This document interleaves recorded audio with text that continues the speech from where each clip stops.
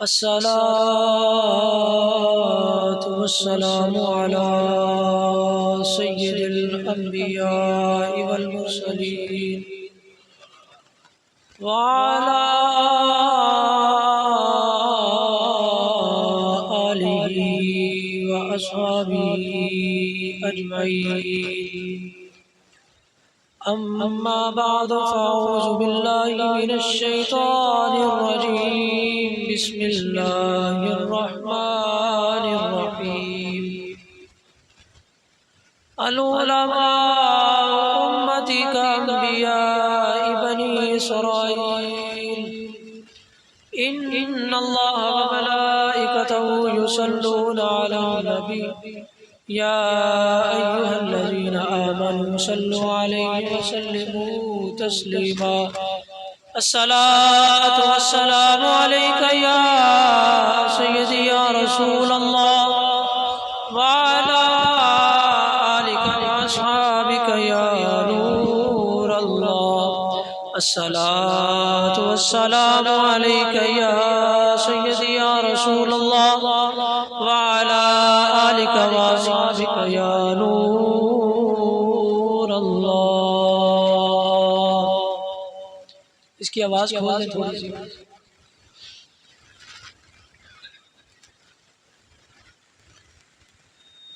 جب تک جیوں میں آقا کوئی غم نہ پاس آئے. جب تک جیوں میں آقا کوئی غم نہ پاس آئے. جو مروں تو لحد پر تیری رحمتوں کے سائے.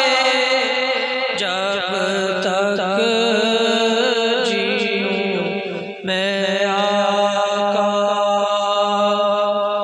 یقینی طور پہ ہر ایک عاشق کا یہی عقیدہ ہے اور یہی اس کی جستجو ہے کہ جے اسی سائیاں دیاں تے پھر دکھ لاگے کوئی نہ. اور یہی شاعر نے اردو زبان کے شاعر نے اپنی آواز میں اپنے انداز میں حضور کی بارگاہ میں عرض کی ہے. اور اگر آپ کی بھی یہی التجا ہے تو میرے ساتھ مل کے پڑھ لیں.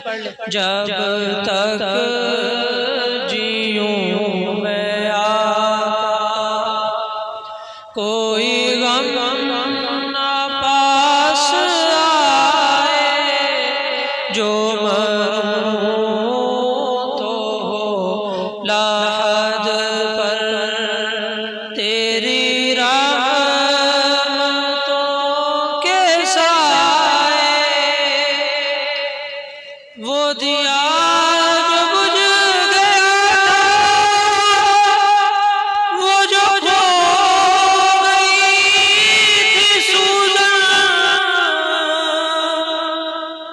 شاعر نے حضرت سیدہ عائشہ صدیقہ رضی اللہ تعالی عنہ کا وہ واقعہ بیان کیا ہے کہ جب آپ سلائی کر رہی تھی اور دیا بجھ گیا, سوئی گم ہو گئی. ہے توجہ سب کی؟ واقعہ آپ کے ذہن میں ہے, علماء سے آپ نے بے شمار دفعہ سنا ہے.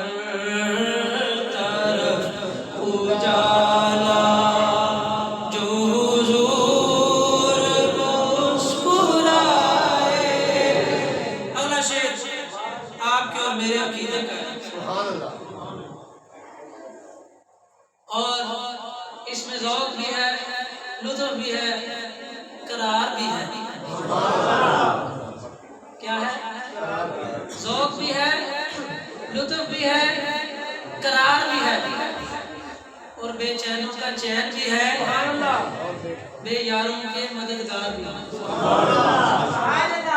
میں غلام پنج تلو نہ سمجھ نہ بے سہارا،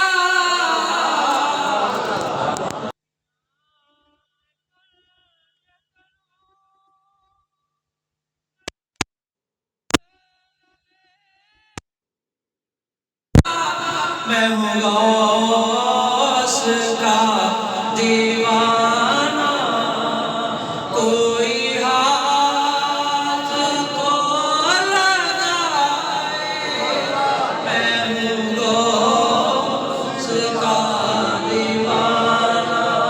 اب بولو یار یالو، میں ہوں غوث کا دیوانہ، کوئی ہاتھ تو لگائے، میں ہوں غوث کا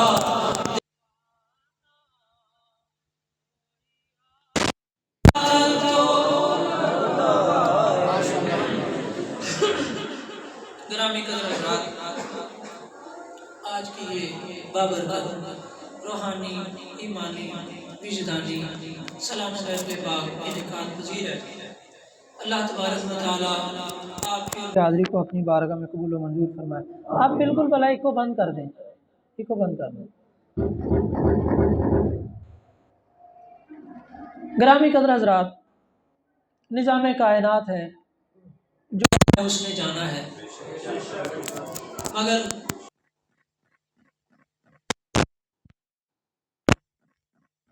بات کا ہے کہ وہ گزار کے کیسے گیا، نبھا کے گیا ہے۔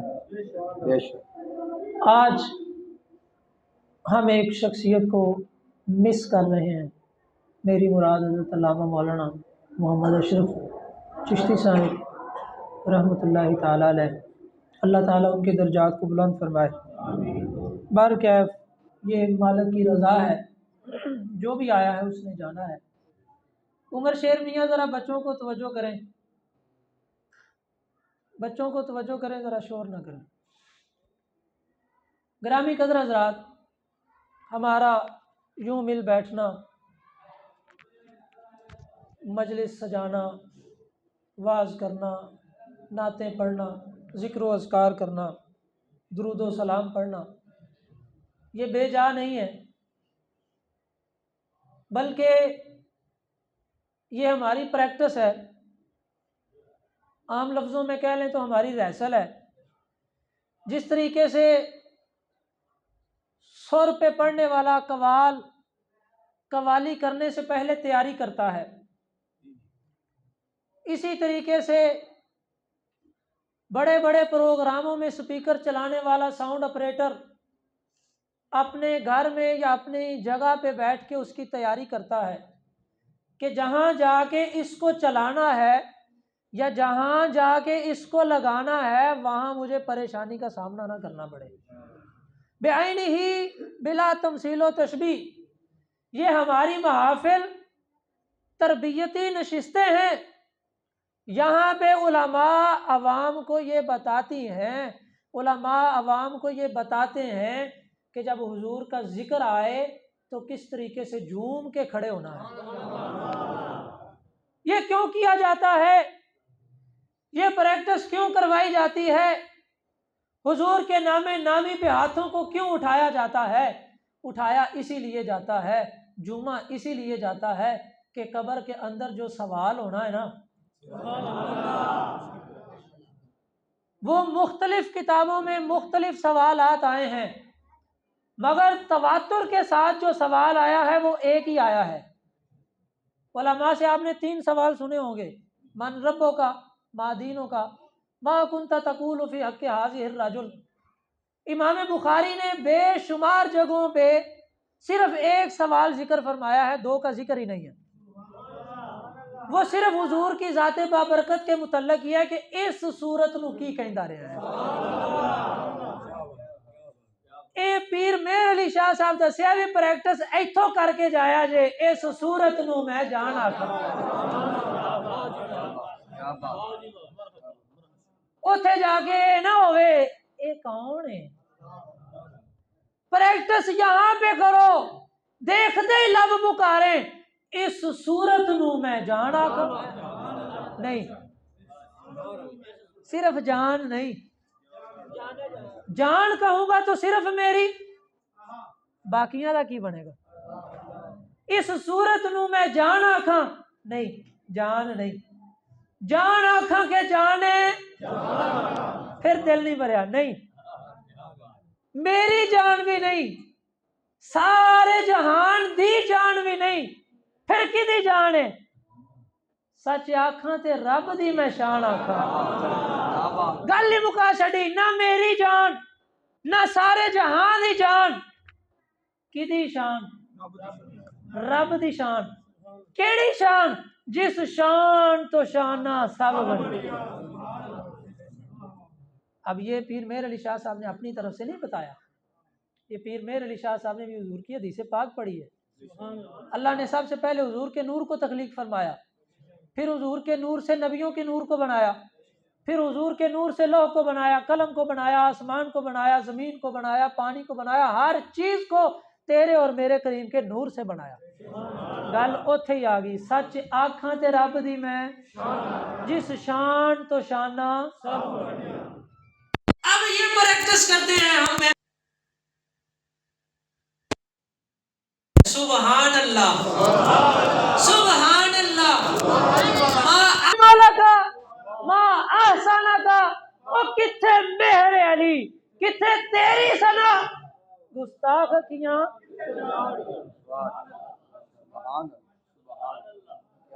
یہ فضول کام نہیں کرتے، ہم فضول کام نہیں کرتے، ہم تو حضور کی آمد کے استقبال کی تیاری کرتے ہیں، حضور کی آمد کی، حضور کو دیکھ کے درود و سلام پڑھنے کی تیاریاں کرتے ہیں۔ اب یہ سائنسی تحقیق ہے کہ بندہ رات کے وقت جس چیز کے بارے میں سوچ کے سوتا ہے نا، اس کو اسی کے متعلق خواب آتا ہے۔ یہ سائنسی تحقیق ہے، یہ سائنسی تحقیق۔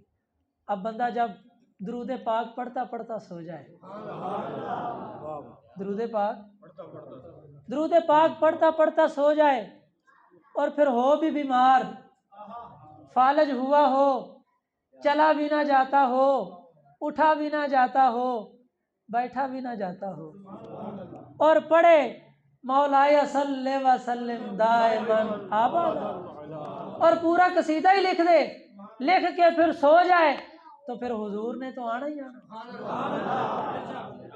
حضور تو غلاموں پہ بڑے کریم ہیں، کوئی اپنا ہو یا بغانا ہو، یاد دل سے کرتا ہو، حضور تو فوری کرم نوازی فرماتے ہیں۔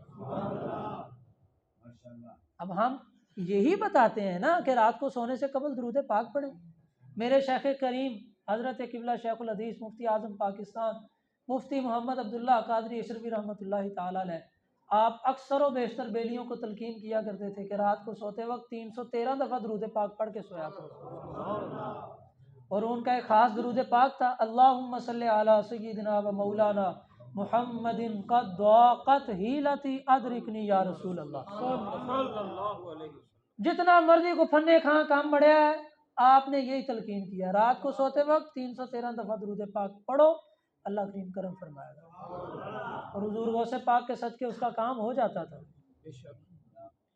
اور یہ بزرگ جو درس دیتے ہیں یہ فضول نہیں ہوتا، یہ ساری کسی کام کی تیاری ہے، کسی کی کوئی ڈیوٹی ہے، کسی کی کوئی ڈیوٹی ہے، پولیس والے ہیں ان کی اپنی ڈیوٹی ہے، فوجی ہیں ان کی اپنی ڈیوٹی ہے، کمانڈو ہیں ان کی اپنی ڈیوٹی ہے، ان ساری فورس میں ایک پروٹوکول فورس بھی ہوتی ہے، انہوں نے نہ سرحد پہ کھڑے ہونا ہے، نہ انہوں نے بارڈر پہ کھڑے ہونا ہے، نہ انہوں نے کسی چوکی میں بیٹھنا ہے، نہ انہوں نے کسی ناکے پہ بیٹھنا ہے، کیوں بھی نواز میاں؟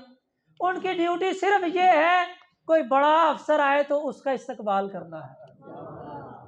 میری بات نہیں سمجھے آپ؟ کوئی بڑا افسر آئے تو اس کا استقبال، پھر دوہرا رہا ہوں، کوئی بڑا افسر آئے تو اس کا استقبال، پھر دوہرا رہا ہوں، کوئی بڑا افسر آئے تو اس کا استقبال۔ اور سنیو تمہیں مبارک ہو، اللہ نے تمہاری ڈیوٹی ہی یہ لگائی ہے، قبر میں جا کے سونے کا استقبال کرنا ہے۔ नारा रिसालत, नारा तहकीक, नारा हैदरी, नारा गौसिया, ताजदार खत्म नबूवत। अब इसका मतलब ये नहीं है कि वो प्रोटोकॉल फोर्स नाके पे खड़ी नहीं हो सकती, या वो बॉर्डर पे खड़ी नहीं हो सकती, या वो चौकी में बैठ नहीं सकती। चौकी में भी बैठ सकती है, वो फोर्स बॉर्डर पे भी खड़ी हो सकती है, वो फोर्स नाके पे भी खड़ी हो सकती है, मगर ये सब काम कर सकते हैं। उनकी ड्यूटी कुछ और है, और कानून ये कहता है कि किसी की कोई एक ड्यूटी लगी हो, वो एक ड्यूटी के दौरान दूसरी नहीं कर सकता। लेकिन सुनियो, तुम्हें मुबारक हो, अल्लाह ने तुम्हारी एक ही वक्त में इतनी ड्यूटियां लगा दी हैं कि तुम एक ही वक्त में खड़े होकर रब की नमाज भी पढ़ते हो, हुजूर पे दरूदो सलाम भी पढ़ते हो, आका की नाते भी पढ़ते हो, जश्न भी मनाते हो, नारे भी लगाते हो, यारी दा लंगर भी खाते हो। हम ये अपनी तरफ से कोई चीजें नहीं गढ़ते, हमें ये निस्बतें बुजुर्गों के साथ हैं, और हमारी ये निस्बतें बड़ी रूटीन वाली हैं, रूटीन वाली, तरीक़ेकार वाली हैं, बेतुकी नहीं है। ये आपके सामने घड़ी लगी हुई है, नजर आ रही है सबको, इसमें 8 भी है, 9 भी है, 10 भी है, 11 भी है, 12 भी है। सैयदी आला हजरत अशाह इमाम अहमद रज़ा खां फाज़िल बरेली रहमतुल्लाहि ताला अलैह, बड़ा मशहूर नुक्ता है, हजरत खानवादा कचोचा के बहुत ही बड़े बुजुर्ग खतीब नुक्तादां हजरत हाशमी मियाँ साहब मद्दजिल्लाहुल आली, अल्लाह उनको सेहत व तंदुरुस्ती वाली लंबी ज़िंदगी अता फरमाए। वो ये फरमाया करते हैं कि हमारी निस्बतें ऐसी नहीं हैं। आला हजरत का यौम विलादत है 10 शवाल। कितना है? 10 शवाल। गौसे पाक का उर्स है 11 रबीउल सानी। हुजूर का मिलाद है 12 रबीउल अव्वल। अब गिनती ज़हन में रखनी है आपने। आला हजरत 10, गौसे पाक 11, हुजूर 12। अब घड़ी की तरफ देखें, पहले बजते हैं 10, फिर बजते हैं 11, फिर बजते हैं 12। हाशमी मियाँ कहते हैं, सुन्नियों तुम्हें मुबारक हो, तुम पहले आला हजरत पे गए, आला हजरत ने बाजू पकड़ के गौसे पाक से मिलवाया, गौसे पाक ने पकड़ के सरकार से मिलवाया, 12वीं वाले ने पकड़ के वाहिद से मिलवाया। ताजदारे खत्म नबूवत जिंदाबाद, ताजदारे खत्म नबूवत जिंदाबाद, लब्बैक लब्बैक या लब्बैक, लब्बैक लब्बैक या रसूलल्लाह, लब्बैक लब्बैक लब्बैक या रसूलल्लाह, लब्बैक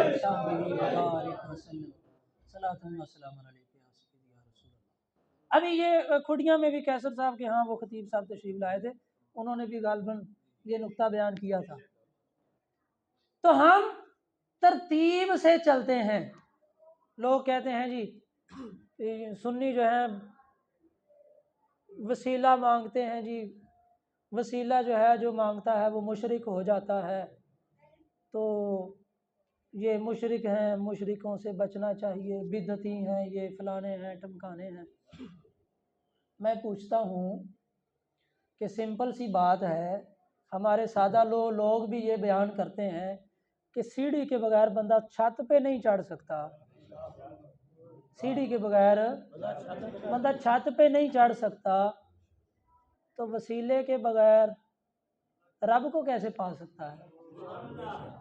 अगर तुम वसीले के कायल नहीं, तो अल्लाह ना करे, अल्लाह ना ही करे, तुम्हारी किसी खातून को बगैर शादी के हमल हो जाए तो तुम्हें मुबारक होना चाहिए, बगैर वसीले के मिल रहा है।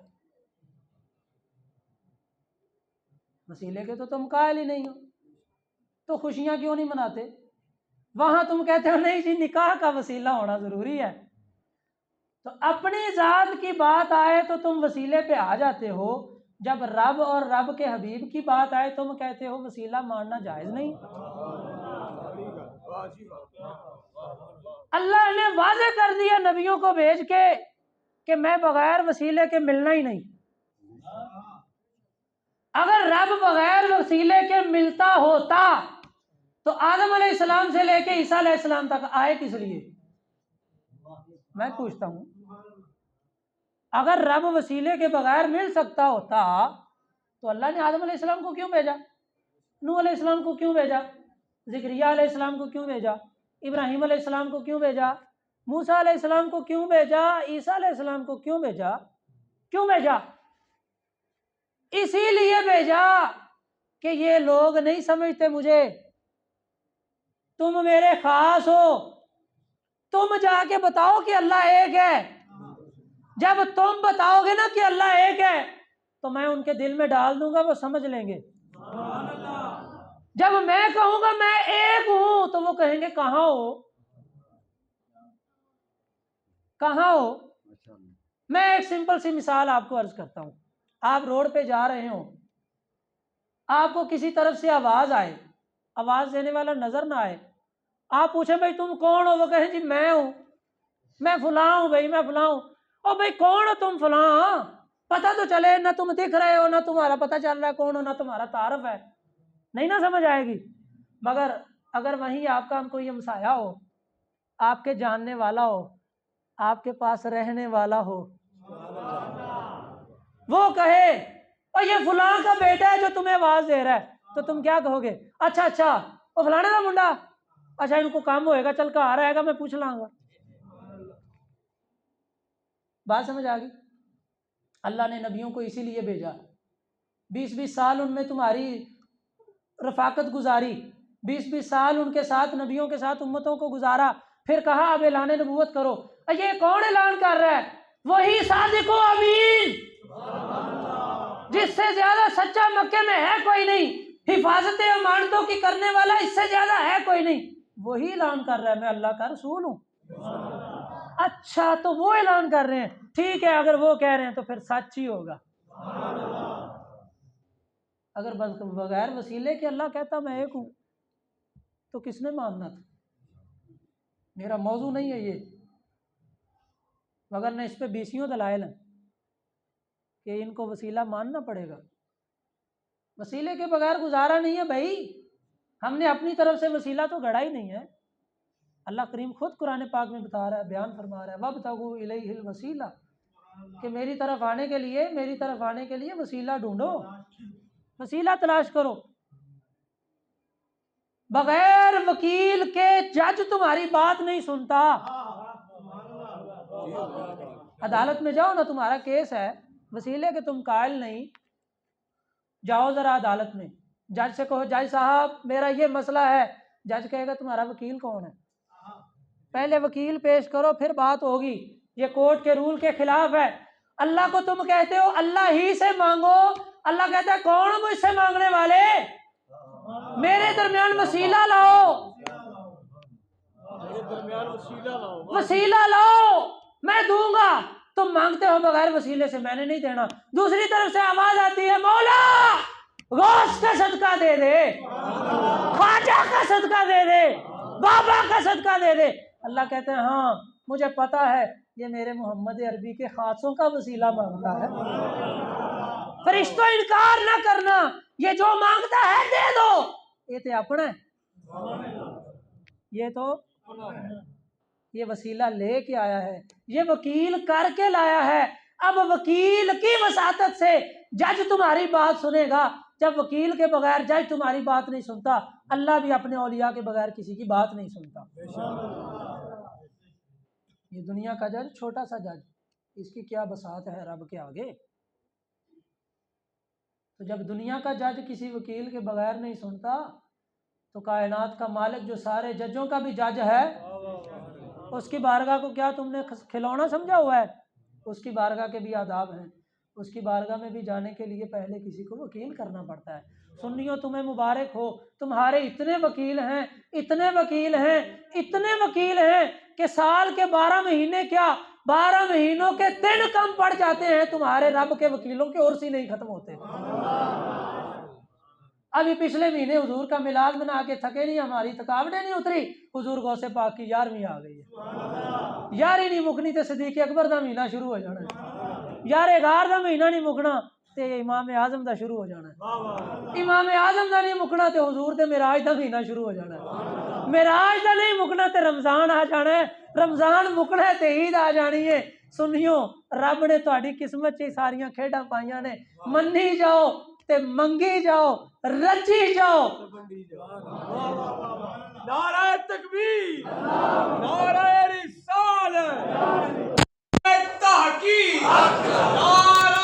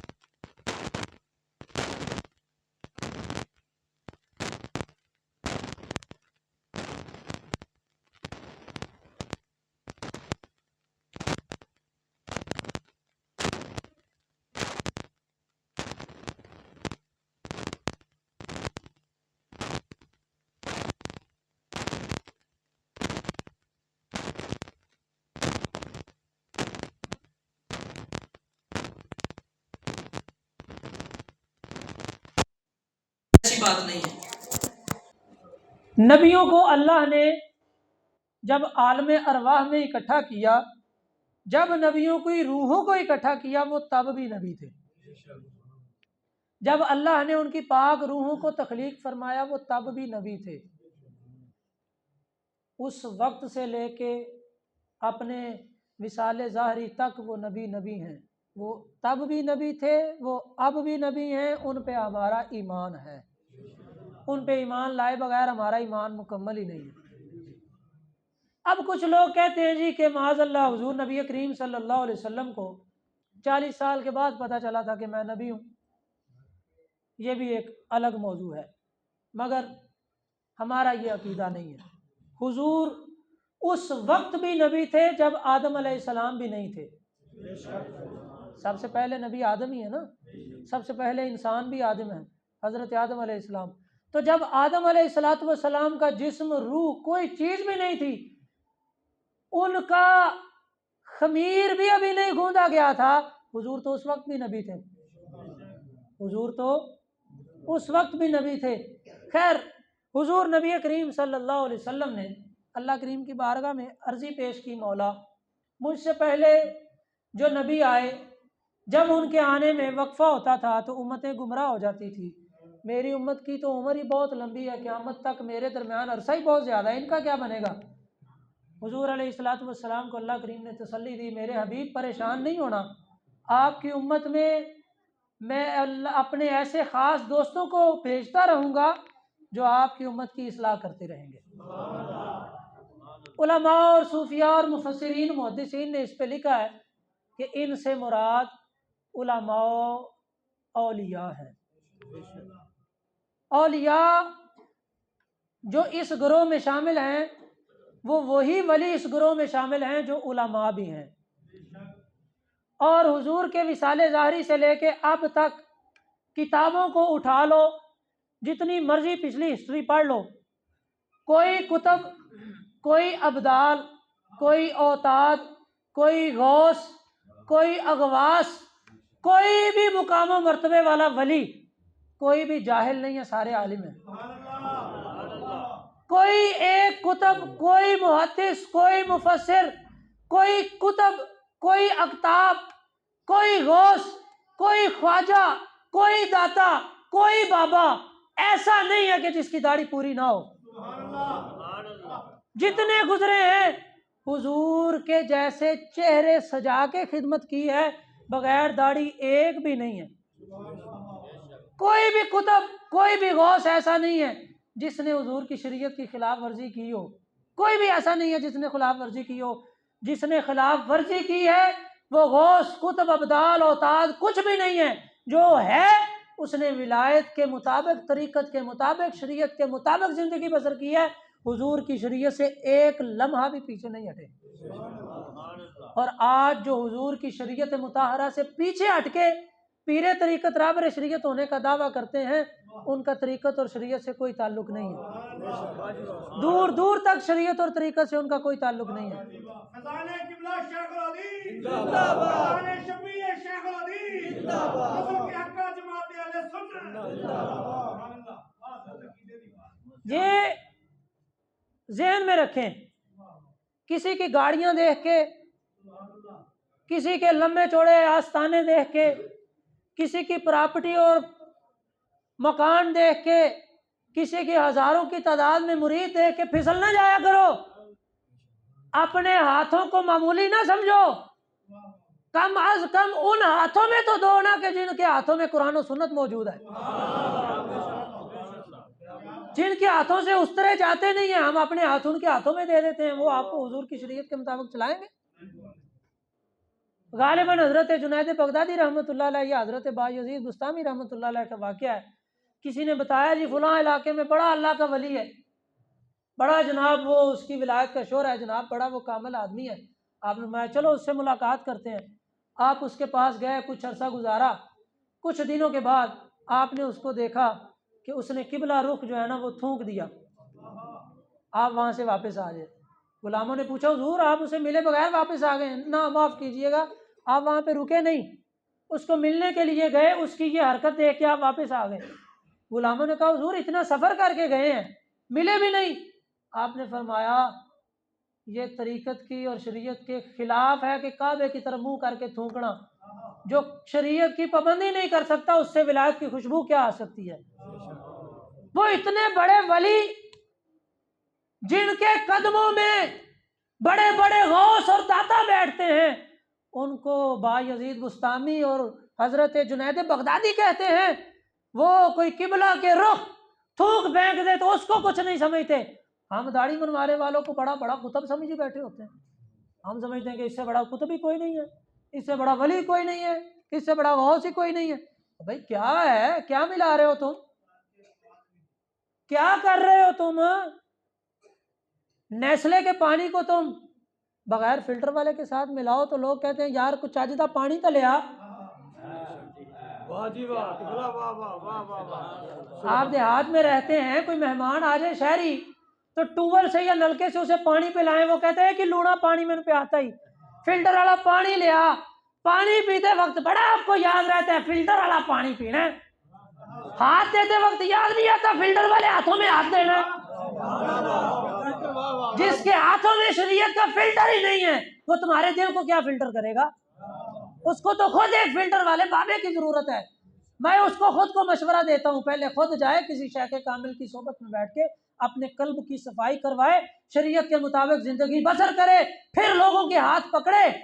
قیامت والے دن کیا کرے گا جب حضور نے کہہ دیا تو بھی میرا کچھ نہیں لگتا کہ لے آئے بھی سارے۔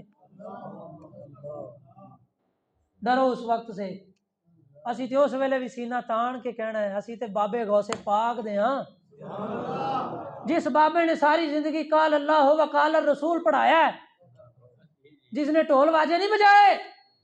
غوث کی 11ویں منانے والوں کان کھول کے سن لو، غوث پاک نے ساری زندگی مسند پہ بیٹھ کے قرآن و حدیث پڑھایا ہے، لوگوں کو نمازیں پڑھائی ہے، امامت کی ہے، خطابت کی ہے۔ غوث پاک نے گھوڑیاں نہیں نچائیاں، غوث پاک نے ککڑوں دیا لڑائیاں نہیں کرائیاں، غوث پاک نے عرصاں سے کبڈیاں نہیں کرائیاں، غوث پاک نے کبڈی کرنے والوں کو ولایتیں عطا فرمائی ہیں۔ غوث پاک نے وعظوں میں بے نمازیوں کو نمازی بنایا ہے۔ دسو پیرا تو کنے بے نمازی بنائے نے؟ تمہارے ہاتھ میں ہاتھ دینے کے بعد تو لوگ یہ کہتے ہیں اور ساڑھے پیر تے مکے سے نمازیاں پڑھ دینے جا کے۔ بھئی کیا ہے یہ؟ روٹی کھانے بھی مکے چلے جایا کرو، پھر یہاں کیوں کھاتے ہو؟ ٹھڈ کٹ کے آ جاندے ہو مریداں دے، لیاؤ بھئی آج جناب تہاڈی یاری قبول ہو جانی ہے جی، پیر اور رج کے روٹی کھا لی، 10 روٹیاں رگڑ گئے، 2 کولے ہانڈی تے رگڑ گئے، 2 کولے کھیر رگڑ گئے، نماز ایک بھی نہیں پڑھنی۔ تو کیا ہے بھائی یہ؟ کیا ہے یہ؟ کیا طریقت کے ساتھ مذاق ہے؟ کوئی ہے جنا تو آئے میرے سامنے. غوث پاک کی بارگاہ میں آئی نا ایک مائی بچہ چھوڑ گئی، حضور اس کو بھی اپنے جیسا بنا دو. میں ٹھیک ہے میرے مدرسے میں پڑھو. غوث پاک نے نہیں فرمایا بھی ٹینڈ کر لے تے داڑھی نکی کر لے تے کاٹن پا لے تے لٹھا پا لے تے جناب اتوں گھوڑی پھاڑ لے تے گھوم پھر تو پڑھا لکھے ہی ہیں، بڑے پیر کو لا گئے تینوں کو پڑھن دی لوڑ ہے. اب میں بیٹھ جاؤ مدرسے میں، خانقاہ قادریہ میں بٹھا دیا اس کو. کچھ عرصہ گزرا تو اس کی مائی آئی تو دیکھا بچہ کمزور ہے. حضور غوث پاک دیسی مرغا کھا رہے ہیں. دیسی مرغا، کتنی لذیذ بات ہے نا، مزے کی بات. تو مائی نے بچے نو باہوں پھڑیا تو سرکار دی بارگاہ چاہے کہنے لگی حضور ایک ہی گل ہے، آپ تسی دیسی ککڑ پہ کھاندے ہو تے میرے بال نو دال کھوا کھوا کے ماڑا کر دیتا ہے. میں اچھا، آپ نے مرغے کی ساری ہڈیاں اکٹھی کی، یوں ہاتھ پھیرا، مرغا بانگ دیتا ہوا کھڑا ہو گیا. فرمایا مائی جب تیرا بال اس مقام تے پہنچ جائے گا انہیں ککڑ ہی کھانے نے. او ککڑ کھانا لے او، پہلے اس مقام پہ پہنچو، پھر لوگوں سے کہو کہ میرے واسطے ککڑ پکاؤ، کھا کے حلال کرو، حرام نہ کرو. اس کا بھی حساب ہوگا، حساب ہوگا اس کھائے کا بھی. عجیب تماشا لوگوں نے بنایا ہوا ہے، لوگوں کو گمراہ کر رہے ہیں. اور ہماری سیدھی سادہ عوام اللہ اکبر کبیرہ، بس جنہیں لایا گلی وہ دے مگر ٹور چلی.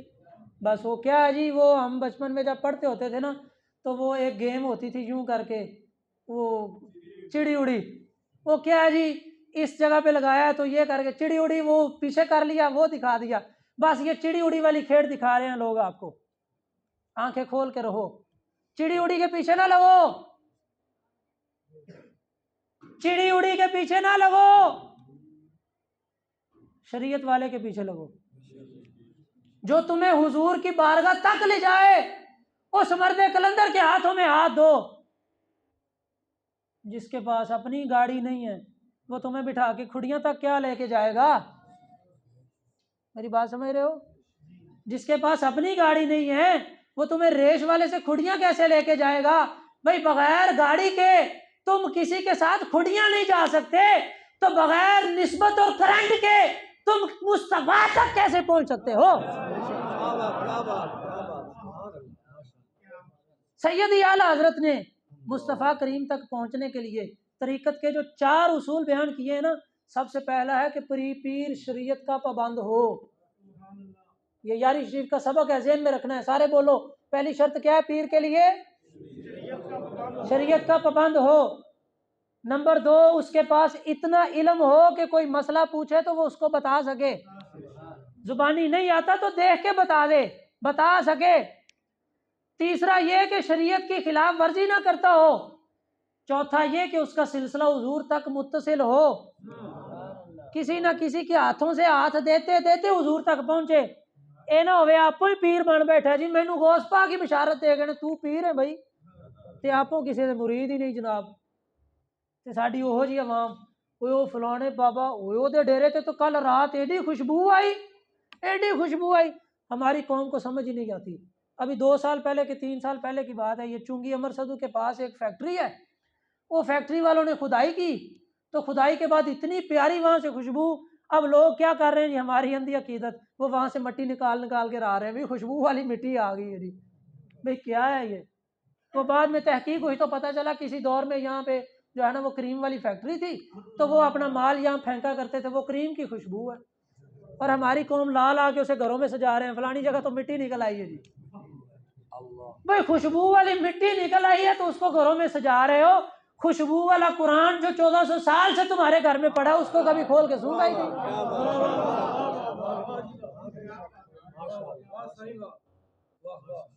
کہاں چلے گئے ہم؟ یہ ہم ان بابوں کے پاس جانا چھوڑ دیں تو ان کے کاروبار ہی ختم ہو جائیں. آستانے تو ہے ہی نہیں، کاروبار ہی ہیں، تو چھوڑ دو آپ لوگ جانا. کیا ہوگا ان کا؟ کچھ بھی نہیں ہوگا. اگر ہماری عوام درست ہو جائے نا، شریعت و طریقت کو سمجھنا شروع ہو جائے، تو یہ جو نام نہاد آستانے بنائی پھرتے ہیں نا غیر شرعی لوگ، دنیا دار، ان کو کوئی مزدوری پہ بھی نہ رکھے. آج انہوں نے تماشا بنایا ہوا ہے. غوث پاک کے ماننے والوں، آج کی پوری گفتگو کا مدعا لب لباب جو آپ نے یاد رکھنا ہے، کوئی بندہ ہوا میں بھی اڑتا پھرے. بہت بڑی بات کہنے لگا ہوں. میرے شیخ فرمایا کرتے تھے کوئی بندہ ہوا میں بھی اڑتا پھرے اور شریعت کی ظاہراً خلاف ورزی کرنے والا ہو، وہ ولایت سے اس کا دور دور تک تعلق نہیں ہے. وہ جہنم کے کتوں میں سے کتا تو ہو سکتا ہے، ولایت سے اس کا کوئی تعلق نہیں ہے.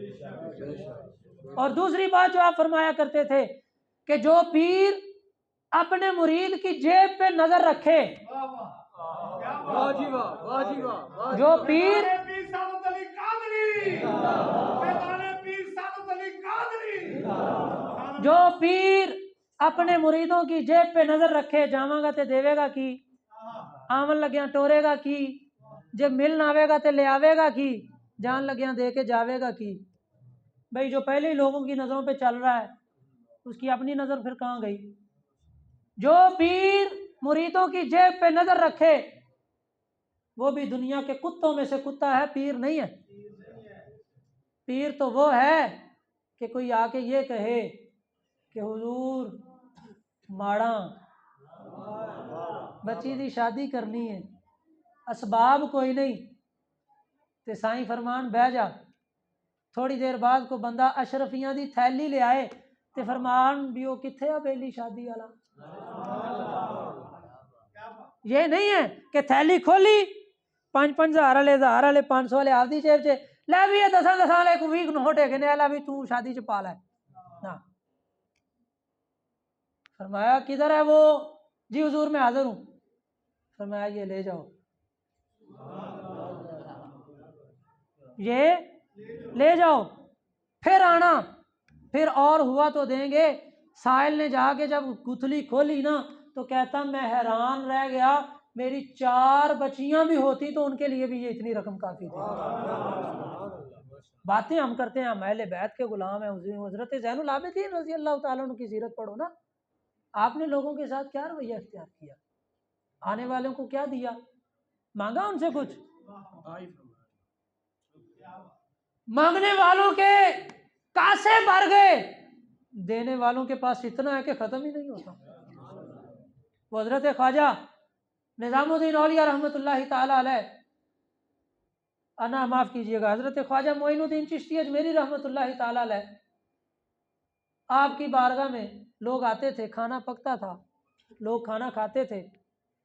بادشاہوں کے وزیر بھی جو ہے وہ آپ کو پتہ ہے ابھی بادشاہوں کے کان بھرتے ہیں. میری بات کی سمجھ آ رہی ہے آپ کو؟ اگر تھک گئے ہیں تو بس کر دیتے ہیں. توجہ ہے سب کی؟ بادشاہوں کے کان بھرنے شروع کر دیے. بادشاہ نے کہا، انہوں نے کہا جی آپ کے پاس لوگ آتے ہیں کھانا ہی نہیں کھاتے، وہ ادھر بابے کے پاس لائنیں لگنی شروع ہو گئی ہیں. انہوں نے کہا بابے کو پیسہ کتوں آندا ہے؟ نیب آ گئی ہے بابیاں کول. انہوں نے کہا لوگ آپ کے پاس آتے ہیں تاڑے کو لا کے ہاں دینے جی سانو اے پیسے چاہیے دینے، تسی دیندے ہو جا کے بابے آرام دے دیندے نے، بابے ہوری کھانا پکا کے عوام نو کھوا دیندے نے. میں اچھا. بادشاہ کہنے لگا آج سے سب کی نظر نیاز بند کر دو، آستانے پہ جو نظر نیاز آتی ہے وہ بھی بند کر دو. نان بھائی آیا، لانگری آیا، خواجہ صاحب سے عرض کرنے لگا حضور یہ مسئلہ بن گیا ہے. آپ نے فرمایا پہلے کنیاں دا پکان دے ہو؟ توجہ نہیں ہے آپ کی؟ اردو میں ہی بولوں یا پنجابی میں؟ پہلے کنیاں دا پکان دے ہو؟ مثال کے طور پہ نان بھائی نے کہنے لگا حضور 3,000 کا. فرمایا آج تو 3,000 دا نہیں 6,000 دا پکاؤ. ہے کوئی ایسا پیر نظر نیاز آنی بند ہو جائے؟ چلا کے دکھائے آستانہ. نان بھائی کہنے لگا حضور کیسے؟ فرمایا گھبرانا کیوں ہے بیلیا، اے معین الدین دی درگاہ ہے، کسے للو فتو دی نہیں. یہ میرے اپنے جملے ہیں، خواجہ صاحب نے نہیں فرمایا. آپ نے فرمایا گھبرانا نہیں ہے، یہ میرا حجرہ ہے. توجہ ہے بھائی؟ یہ میرا حجرہ ہے، جتنے پیسوں کی ضرورت ہو حجرے کے دروازے کے نیچے سے ہاتھ مارنا، ضرورت پوری ہو جائے گی، لنگر پکا لینا۔ کیسے یہ طاقت ملی؟ وہ کیا اونٹ نہیں چاہتے رہے ہیں؟ شریعت کو پڑھا انہوں نے، طریقت کو سمجھا انہوں نے، حضور کی سیرت طیبہ کو سمجھا انہوں نے، حضور کی صورت مطہرہ کو دل میں بسایا ہے، پھر ولایت ملتی ہے۔ ولایت گھوڑیاں گان نال نہیں لبدی۔ لوگ سمجھتے ہیں جی بس ہن اسی پیراں دے ہاتھ چ ہاتھ دے دیتے نے، بس ہن پیر جانن تے رب جانے، ساڑیاں پڑھیاں پڑھائیاں۔ حضور غوث پاک سے بڑا کوئی پیر ہے؟ بولو سارے، حضور غوث پاک سے بڑا کوئی پیر ہے؟ بتاؤ، حضور غوث پاک نے کسی سے کہا ہو تسی ہن نمازاں نہیں پڑھنیاں، میں آپے بخشا لاں گا؟ بلکہ خود جماعت کروائی، جماعت کروا کے سب کو نماز پڑھا کے یہ بتایا کہ اتنا بڑا پیر ہونے کے بعد میری نماز تو بغیر گزارا نہیں ہے، تو تہاڈا کیویں گزارا ہو سکتا ہے؟ نماز نہیں چھڑنی۔ آج 11ویں کا درس یہی ہے کہ نماز نہیں چھوڑنی، نماز پڑھنی ہے، شریعت کی پابندی کرنی ہے، شریعت کے مطابق زندگی کو بسر کرو۔ تمہیں کہیں جانے کی ضرورت ہی نہیں ہے۔ کیا کرتے ہو؟ اپنے آپ کو حضور جیسا بناؤ نا۔ جب حضور جیسا بناؤ گے، رب خود ہی پیار کرنا شروع کر دے گا۔ اسی بات سے متصل ایک بات عرض کر کے میں اپنی گفتگو کو سمیٹتا ہوں۔ حضرت موسیٰ علیہ السلام کے زمانے میں ایک شخص تھا جو حضرت موسیٰ علیہ السلام کی نقلیں اتارا کرتا تھا۔ کیا کرتا تھا؟ جیسے آپ بیٹھتے اس نے ویسے بیٹھنا، جیسے آپ نے کھانا اس نے ویسے کھانا، جیسے آپ نے پینا اس نے ویسے پینا، جیسے آپ نے چلنا اس نے ویسے چلنا۔ موسیٰ علیہ السلام بڑے تنگ آ گئے اس سے۔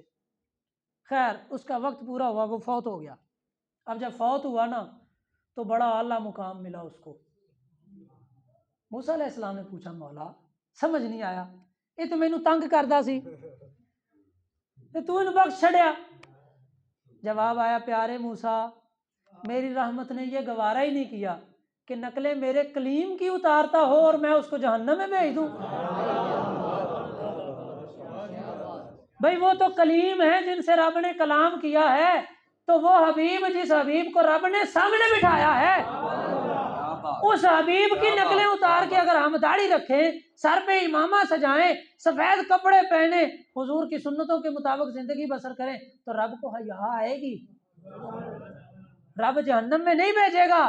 وہ تو کلیم کا امتی تھا، کلیم کی نقلیں اتارا کرتا تھا، تو رب نے اس کو جہنم میں نہیں بھیجا۔